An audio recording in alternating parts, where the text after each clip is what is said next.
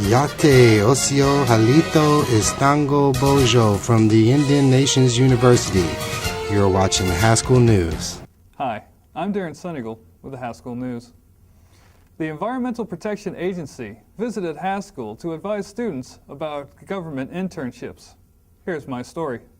Greg Davis is a representative of the Environmental Protection Agency, or the EPA, conducting a presentation at Haskell Library about the opportunities of internships and how to prepare a professional resume. Davis explains what the EPA is looking for in students. The EPA is actually looking for a college student with, as I've told them today, that can bring something to the table. Curious about what's going on with Haskell's Foundation?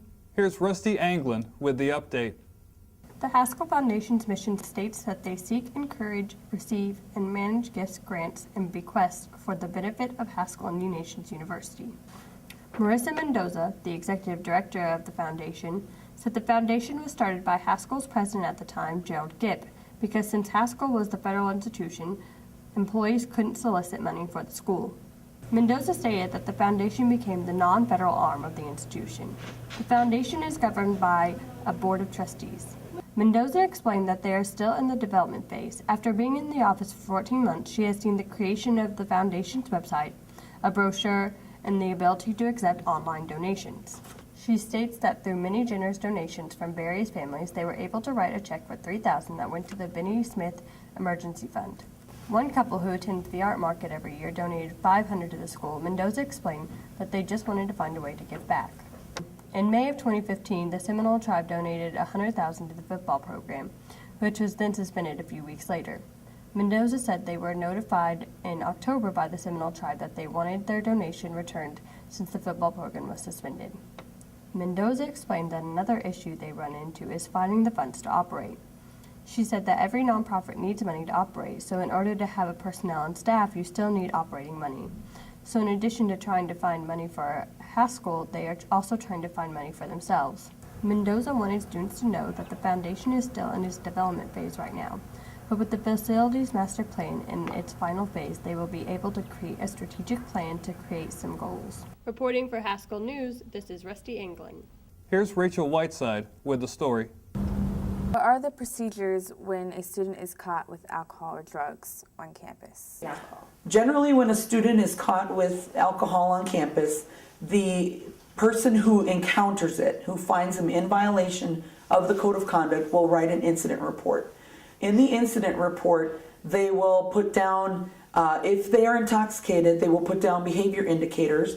They will take pictures or collect the evidence, and then they will put it all in the report. The report gets reviewed by a department supervisor, and then it comes to me. If the student, it depends on how much drugs is found. If there's a significant amount of drugs that is found, then the law enforcement will be contacted. What happens after the incident report is filed? Make sure that everything's correct in the process. Then we'll call the student in, and we give them an opportunity to come in and determine whether or not that this actually happened. Using the preponderance of evidence means more likely than not that this happened. What precautions does the school take? Decision, let's say that the student is found in violation. The first time a person is found in violation, they are given an opportunity, and it's not a for sure thing. You know, other factors go into play. Are they going to school? Do they have good attendance? Are they making good grades? If that's the case, then we give them an opportunity to participate in a diversion program. What exactly does the diversion program do, and how does it benefit the student? The last component is what we call an HCAP, Haskell Chemical Abuse Prevention Program. And what that does is you either have to see a counselor or someone at Haskell Health who's a licensed alcohol assessment person. And there's so many hours that you have to complete with them. A little bit of counseling, but it's a lot of education to kind of help the student understand better what, you know, it's essentially it's a prevention tool to keep them from this happening again. What is the worst case scenario that has happened on Haskell campus? That's probably about the worst case that I've seen, where students just can't really function. And so we want to make sure that we get them the help they need And usually we have really good intervention tools. The counseling center is really good about making sure they're working with those individuals and making sure they get home safely as well. And we all just try to work together to make sure we're keeping everybody safe. Shayna Lombard caught up with the Haskell AHEC Club to see how they're preparing for their annual conference. Haskell's AHEC Club has been around since the mid-2000s. They've also been participating in AHEC's national conference for the past few years. Josh Arce seems to be quite optimistic about this year's team. Tribal colleges gathered and competing, I want to achieve victory. I want us to win, but I also want the students to have a good experience about what it takes to work in a leadership capacity, how you put together these types of events and activities, and how you come back successful, how you represent the school. So I think those are all things that I want to get out of this conference in order for our students to experience. Shannon Hawkins, president of AHEC, shares what events they will be participating in. The student conference itself has 16 different competitions that the students can compete in. Haskell students are going to be participating in the Knowledge Bowl, the Science Bowl, and in hand games. The club seems to be moving along well. Good luck in Minneapolis. This is Shayna Lombard reporting for Haskell News. Interested in what Thunderbird Theater has planned for their upcoming production? Chelsea Jenkins has more. With Valentine's Day around the corner, Thunderbird Theater is fundraising for their spring play production. They have been hard at work creating Valentine's cards and other things for students to purchase. What is Thunderbird Theater doing for Valentine's Day fundraising?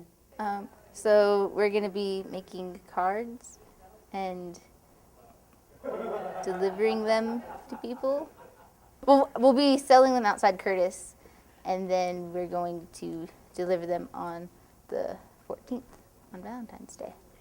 Because we don't get a budget, we don't have a budget from the school, and so if we want to do plays for the campus, then we need to raise that money ourselves. What are your spring production plans? Well, the spring play production is from a very well-known Native playwright, and it is Native focused, and that's something that we concentrate on, is giving a live production, a full production to any Native playwrights so they can add that to their credit. Can you tell us a little more about the play? It's a play called Wood Bones, I believe. It's about a house on, I think, the Pine Ridge Reservation. It's different than last semester. It's not as happy, but it's cool. Well, compared to last year's play, last year's was more comical and actually pretty funny, while this one has more darker vibes where it's like, ooh. Come check out Thunderbird Theater and be on the lookout for their upcoming production, Wood Bones. This is Chelsea Jenkins reporting for Haskell News. There are many students at Haskell that are single parents. Haskell Junior Andy Weber talks about how she balanced school and parenting. Well, coming down to Haskell, I actually, it was a lot easier because when I lived back home in Wisconsin, I worked full-time and I went to school full-time. So here I just focus solely on being a student. So it's a lot easier for me balancing my parenting and schooling. Little Nations has provided childcare so parents can be able to attend classes as well. This is Terrence Littlejohn for Haskell News. Thank you for watching Haskell News. I'm Darren Sunnigal.